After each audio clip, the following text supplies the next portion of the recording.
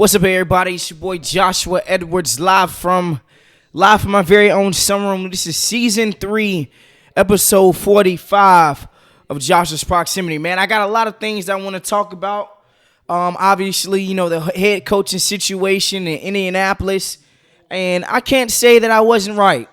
But before I even jump into that, I just want to talk about last episode and how I kind of spoke certain things into existence. Now, we all know the Houston Astros just played the Philadelphia Phillies in the World Series. I had the Astros winning in 6 games. Here's a listen to my viewers on the YouTube channel. So I'm going to Astros give me the Astros in 6. Yeah, so I think as we are looking at the Houston Astros as a whole, and I know I'm just starting my episodes just a little bit differently on today. This team is built to win for years to come. We all know what they are. I don't care if they cheated in the past. I understand that there were some cheating accusations. Well, they got caught cheating. Let's just call it what it is. But at the end of the day, this team can win. They're always in the World Series. They're always in the ALCS. They faithfully at least have a top 3 record in the entire MLB. And the Houston Astros, man, shout out to the manager. I can't think of his name right now, but Houston Astros definitely deserve the World Series, and they won in the 6 games, like I said. But let's go ahead and talk about the most interesting thing within the past 2 weeks. Now, when it comes to football, I know football. I understand a lot of people say, man, I have some terrible takes, which I admit I do have some terrible takes from time to time. But when it comes to the National Football League and looking at the game from a football mind, from a football perspective, I might even go into coaching, man. I might be speaking that into existence, man. I might be one of the greatest coaches to ever live, man. I'm speaking that into existence if I do coach. But I stated on episode 44 that if the Indianapolis Colts lost, Frank Reich would be fired. And guess what? He got fired. But that wasn't the biggest shocker from this past weekend, or the most interesting thing from this past weekend. The most interesting thing was the hire that the Indianapolis Colts did. Now, the Indianapolis Colts is an organization that has won the Super Bowl, drafted players like Andrew Luck, Peyton Manning, obviously, Darius Leonard, Marvin Harrison, Reggie Wayne, and a plethora of Hall of Famers. Edgerrin James, they didn't draft him, but they traded for him. Marshall Faulk, and even Eric Dickerson. But the Indianapolis Colts just hired a guy who has never, ever had any coaching experience on the collegiate or the NFL level. Jeff Saturday, the Indianapolis Colts former center, a guy who was he was literally in ESPN calling sports shows. He was on Get Up. He was on First Take. He was on Sports Center. He is literally called off of his couch and he is now elevated himself or has become an intern head coach for the Indianapolis Colts.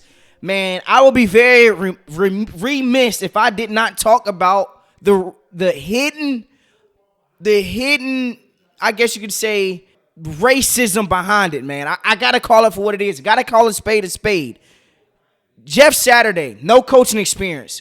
The Indianapolis Colts had 2 former head coaches on their coaching staff, Gus Bradley, John Fox.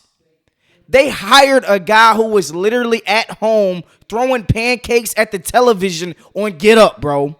They literally just went and called somebody who was on ESPN doing other things outside of coaching. He's never coached a day in his life outside of a high school sports. But you go and hire him.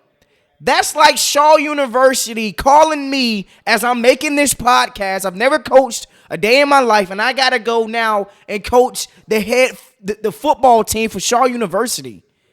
Even though I played there, I don't have any idea what it takes to be, a head coach. I don't have any idea what type of film study it takes to be a head coach. I don't have any idea how to manage certain players and different responsibilities, the field, the traveling, the medical expenses, the food, all these extra things, and you go and hire me. I mean, my mom always said, man, favoritism is not fair, and this is favoritism beyond another level. Now, if Jeff Saturday balls, obviously he has to go back through the hiring process to become the official head coach for the Indianapolis Colts. But this right now is a damn disgrace. This is a slap in the face to all coaches worldwide who have put in the time, who have been assistant coaches for 20 plus years, who have been receiver coaches, special teams coordinators for 20 plus years, man. This right here is a travesty. This is egregious. This is any bad word that you want to use to describe terrible. This is the hire that the Indianapolis Colts did. Now, the Panthers, we were in a very similar situation. We fired a head coach midway through, but we didn't hire a Luke Kuechly, a Julius Peppers, a Steve Smith. We went out there and we got somebody within the organization that was already proven and that has already had some kind of head coaching rapport, bro. So when you look at the installment of the Rooney Rule, which was put so that minority head candidates could get an opportunity to go out there and audition for a head coaching position, it's bull jive, man. These NFL owners, these NFL GMs, they all think alike. All 32 owners, they want somebody that's going to look like them. They're going to want somebody that talks like them. At the end of the day, this was a terrible hire, man. Terrible. I cannot believe that the Indianapolis Colts stooped to this level.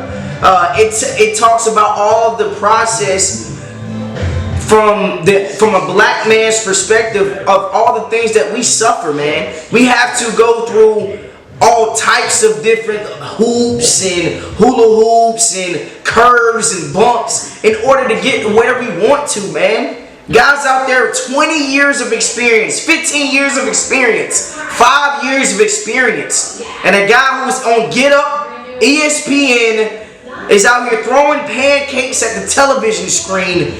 And he is now the interim head coach for the Indianapolis Colts. I cannot believe it. But at the end of the day, I'm not surprised. Let's go ahead and just switch it up just a little bit.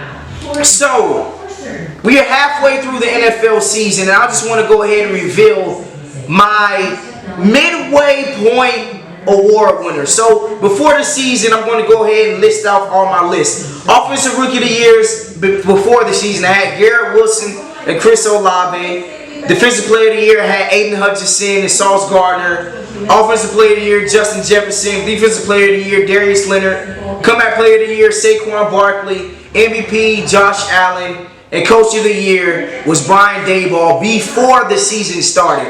Now that we are midway through the NFL season, let's go ahead and talk about it. Offensive Rookie of the Year is Kenneth Walker. Running back for the Seahawks, can do it all.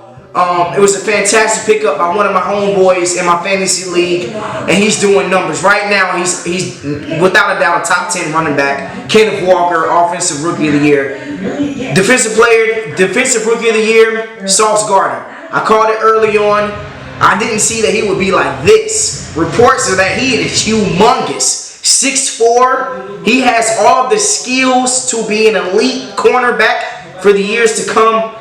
Defensive Rookie of the Year, right now, Sauce Gardner. Offensive Player of the Year, coming out of left field, Tyreek Hill. Got that big payday from Miami. Mike McDaniels is down there doing a fantastic coaching job in Miami. Offensive Player of the Year right now has to be Tyreek Hill. Defensive Player of the Year, Matthew Judon. I don't think anybody saw this out of New England.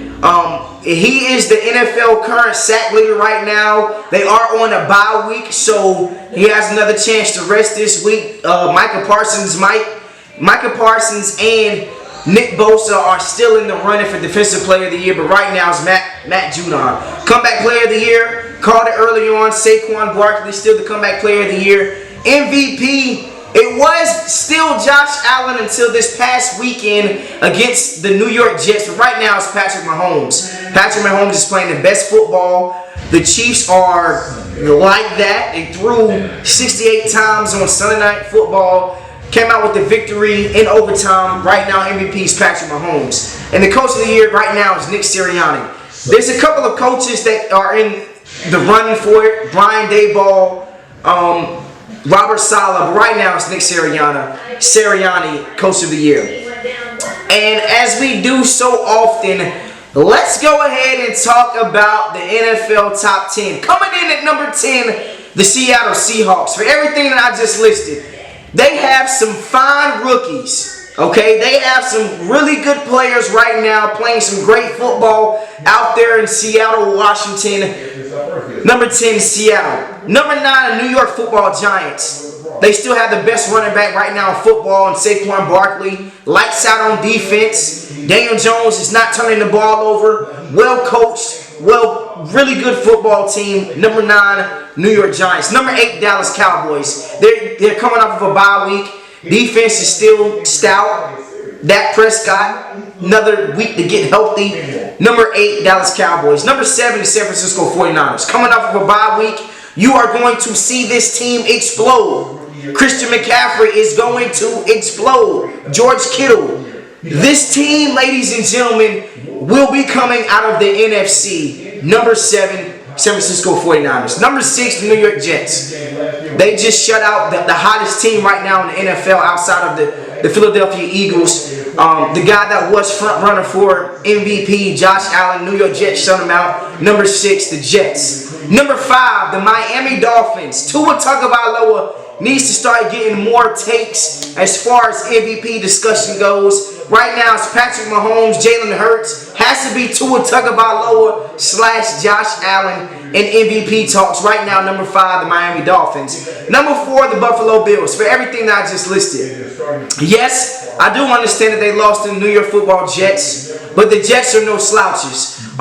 Josh Allen is still top 2 at his position. This defense can get after the quarterback. They have the top 2 receiver right now in all of football. Number 4, the Buffalo Bills. Number 3, the Minnesota Vikings. Now, there are 2 more teams on my list that I have a lot of reserves about. We are going to find out within the next month what the Minnesota Vikings really are about. 7-1, but it feels real jaded.